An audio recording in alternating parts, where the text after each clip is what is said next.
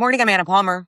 And I'm Jake Sherman. And welcome to the Daily Punch, brought to you by Punchbowl News. It's Friday, August 14th, 2026, TGIF. Let's get into the mix. Here are your Washington headlines of the day. Number 1, what Scalise said in Wisconsin. Number 2, Mod Greg Stanton's bold predictions. And number 3, Clarke eyes an AI-focused gavel.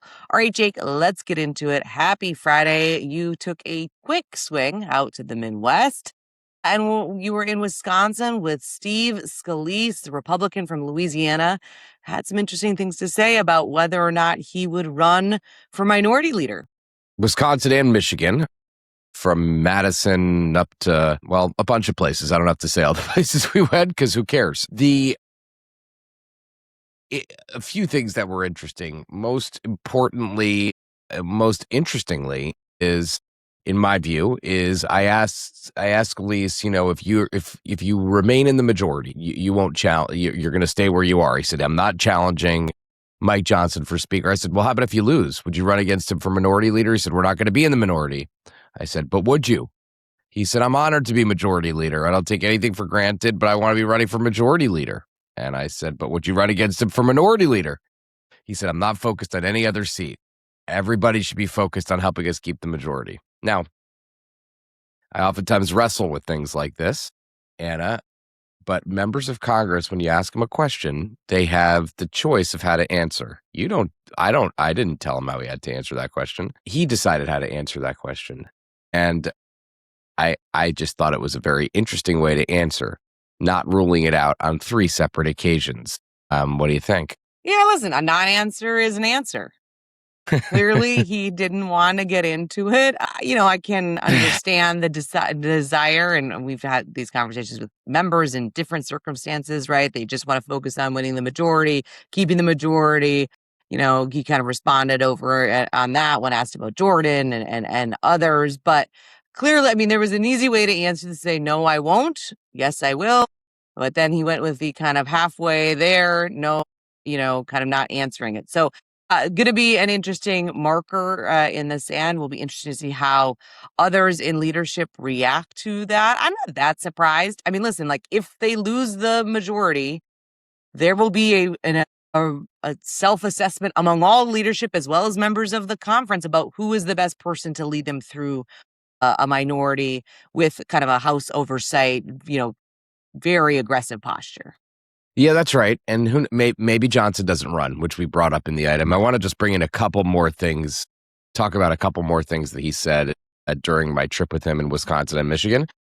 He said, I asked him about, history being on the ballot, not history being on the ballot. I asked him about the statistic that only 2 times since World War II has a Republicans a party in power, added seats in the House. And he said, he said history isn't on the ballot.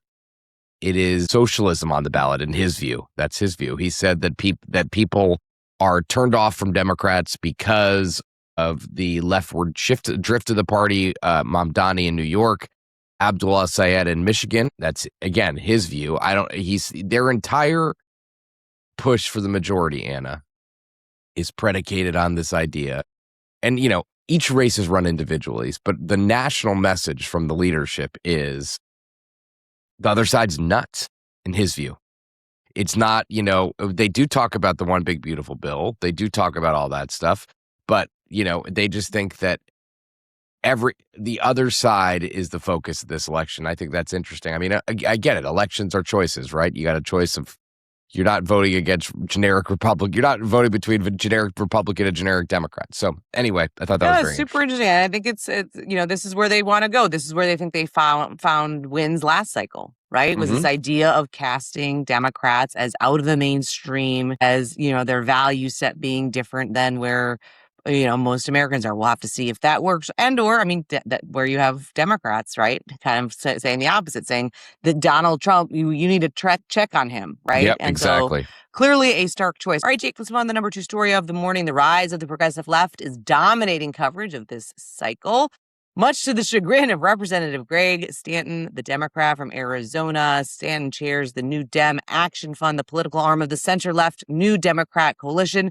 And certainly an ambitious Paul who is even eyeing potentially leading the D trip. Interesting, given the fact that, as I said at the beginning, I mean, so much of the energy and the attention is about the kind of left progressive wing of the Democratic Party right now.